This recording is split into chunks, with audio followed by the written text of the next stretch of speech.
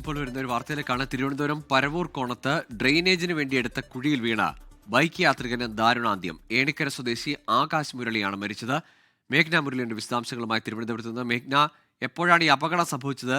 അവിടെ മുന്നറിയിപ്പ് ബോർഡുകളോ അല്ലെങ്കിൽ ഈ കുഴിയിൽ അപകടത്തിൽപ്പെടാതിരിക്കാനുള്ള മറ്റ് മുൻകരുതലുകളൊന്നും ഉണ്ടായിരുന്നില്ലേ? ഗോകുൽ, അർദ്ധരാത്രിയോട് കൂടിയാണ് ഈ അപകടം ഉണ്ടാകുന്നത്. വഴയില പഴകുറ്റി നാലുവരി പാതയുടെ നിർമ്മാണം നടക്കുകയാണ്. അതിന്റെ ഭാഗമായി ഡ്രെയിനേജിന് വേണ്ടി എടുത്ത കുഴിയിലാണ് ഈ വാഹനം, മരിച്ച ആകാശ് മുരളിയുടെ വാഹനം വീഴുന്നത്. ഗുരുതരമായി പരിക്കേറ്റു. അതിനുശേഷം ആശുപത്രിയിൽ കൊണ്ടുപോയെങ്കിലും മരണം സംഭവിക്കുകയായിരുന്നു. കരകുളം ഏണിക്കര സ്വദേശിയായിട്ടുള്ള ആകാശ് മുരളി 30 വയസ്സാണ് മരിച്ചത്.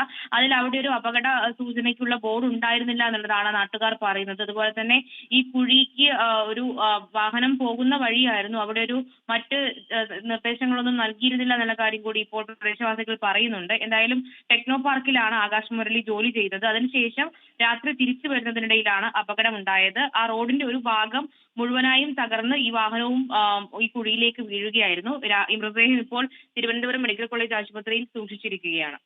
ലോകത്തെവിടെയായാലും ഏത് സമയത്തും 24 വാർത്തകളും ഓഗ്മെന്റഡ് റിയാലിറ്റി പാക്കേജുകളും എക്സ്പ്ലെയിനറുകളും വിശദമായി കാണാൻ ഞങ്ങളുടെ യൂട്യൂബ് ചാനൽ നിങ്ങൾക്ക് സബ്സ്ക്രൈബ് ചെയ്യാം.